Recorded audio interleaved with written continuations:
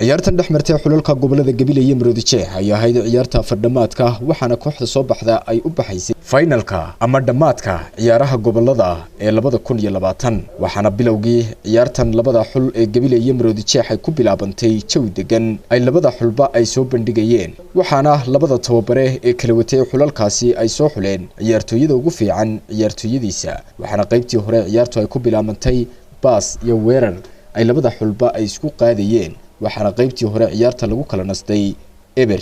iyo eber markii la isku soo laabtay qaybtii dambe ciyaarta ayaa labada xul ee Maroodijeex iyo Gabiley ay soo bandhigeen ciyaar heerkeedu sareeyo oo lahayd xiiso iyadoo oo sii kululaatay ciyaartu waxaana labada xulba ay doonayeen in ay guushu dhinaciisa marto oo uu noqdo kooxda u baxda finalka ama dhamaadka ciyaaraha gobolada ee 2020 daqiiqadii 56aad ayaa xulka gobolka Gabiley leeyimid goolkooda koobaad waxaana u dhaliyay ciyaaryahanka weerarka uga ciyaara ee xulka gobolka Gabiley Cabdiraxmaan Ciise oo u saxeexay goolka koobaad xulka gobolka Gabiley ciyaartana ka dhigay hal gool iyo eber ay ku gacan sareyso xulka gobolka Gabiley waxaana daqiiqadii 73aad la siiyay ciyaartooyada u kala ciyaara xulalka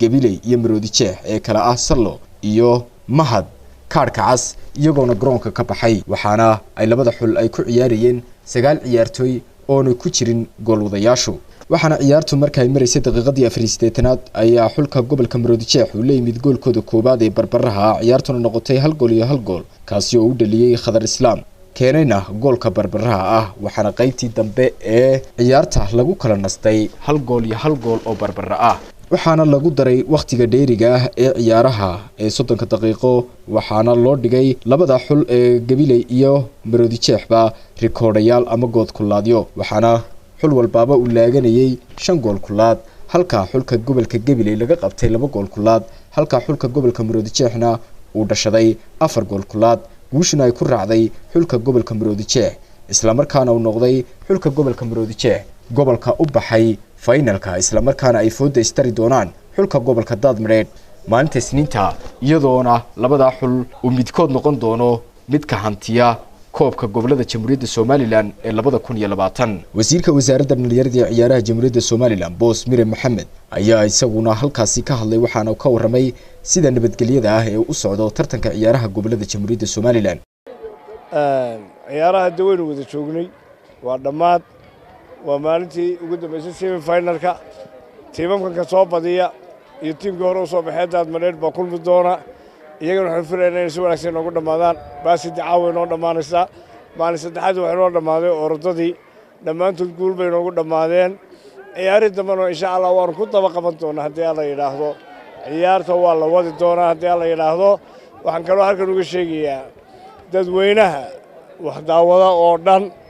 inaanay ciyaartu reer ahayn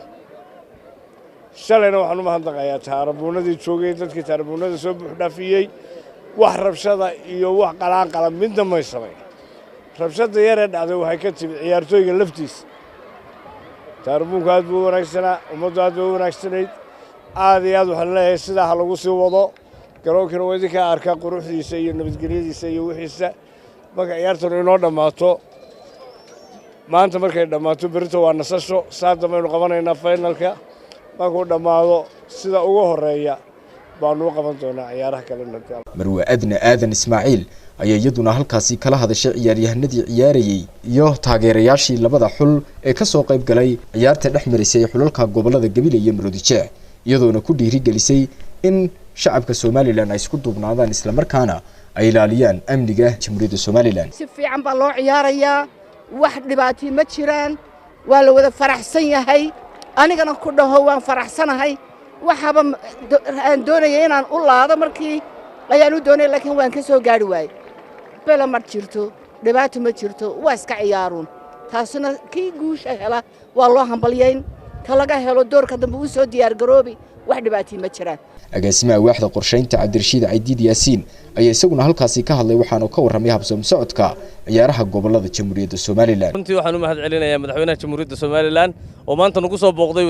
xafiiska wasaaradda dhalinyarada ciyaaraha isla mar ahaantaana noo muujiyay inuu hiil iyo hooba nala garab taagan yahay shaqada aanu qabanayna nagu hambaliyay aad baan madaxweynaha ugu mahadcelinayaa wasiirkayga ugu mahadcelinayaa waxaan u mahadcelinayaa TV-ga qaranka oo mar walba heega noola ah sidii ciyaaraha ay u baahin lahaayeen waxaan u mahadcelinayaa maayarka caasimadda Cabdiraxmaan Maxamed Caydi Soltalko oo dayactirkan garoonkan iyo qurxintiisa